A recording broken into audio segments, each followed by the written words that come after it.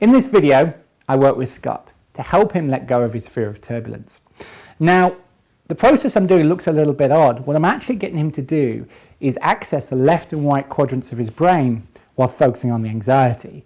And this causes it to dissipate. I will explain more at the end, so please watch it through. Notice how quickly he lets go. I'm not going to hypnotise you. I'm not going to make you feel you're a chicken or any such thing. So shame.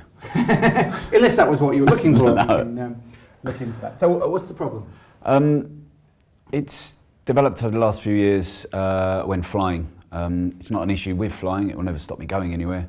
When there's turbulence, I get very anxious, and generally there's a level of anxiousness throughout the whole flight because I'm kind of waiting for the next bump. Okay. So what is it about turbulence you think that's a problem for you? I'm thinking about when I was on a flight very recently up to Edinburgh. Okay. Yeah. It was very, very bumpy going through the clouds. Fantastic. Was there a specific part of it that was really bad? The worst part of it? I know it's kind of counterintuitive to focus on that. Climbing, really. Climbing up through the clouds. So focus on that bit where you were climbing through the clouds? Yeah. Got it? Just follow the pen.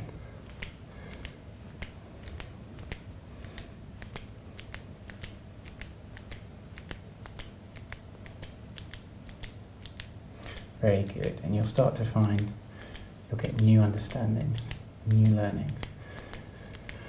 And what we're doing here, while it feels quite strange, it's a bit the brain, the left and right brain process emotions differently. And as you try and focus on that emotion while running it from left to right, you'll find that either the emotion starts to dissipate and get less, or something else will come underneath, kind of like layers of an onion. So you'll get new understandings and new insights. So what's going on for you now? Not a lot now, actually. Not a lot? No. So I want you to try and find that feeling of turbulence that you had 2 minutes ago. Where are we at? I think we're at 0 now. We think you're at 0? You sure? Yeah. Well, just take your time. I just want you to run through that flight in your mind. And notice how it feels differently now. Mm-hmm. Yep. Okay. So I was going to take you into a time. So you're going on a plane flight. Week Wednesday. Week Wednesday. Yeah. So your partner was telling me how you were feeling a bit anxious about that. Is anxious the right word? I don't know. Yeah, anxious. Yeah, as I say, it's never going to stop me flying, but it's just thinking about those feelings. So try and focus on those feelings now. Try and see if you can find them. As you think about that flight in 2 weeks' time, what are you thinking? What are you feeling? I'm thinking I need a holiday.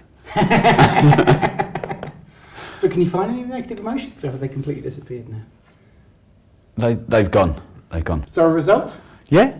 Yeah. Happy? Yes. Thank you very much. Thank you. Cheers. Thank you very much for watching.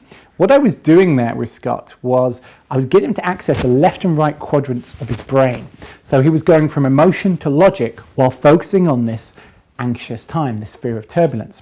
Now what that causes the mind to do is it can't process an emotional event in the logical quadrant of the brain, and vice versa. So it causes it to scramble, and the neurology starts to just reduce any of the negative emotions associated with it. I have had some distinctions that I've added to make this process even faster, the use of certain language patterns and other such skills. Now, when you subscribe to the channel, in future videos, I'm going to give you a tip on how to do this on yourself. I'm going to give you a tool. So please, if you enjoyed this video, comment below. Please like, subscribe, and if you think anyone will find seeing these results useful, then please share it with other people. Until next time, I'm Christopher Paul Jones.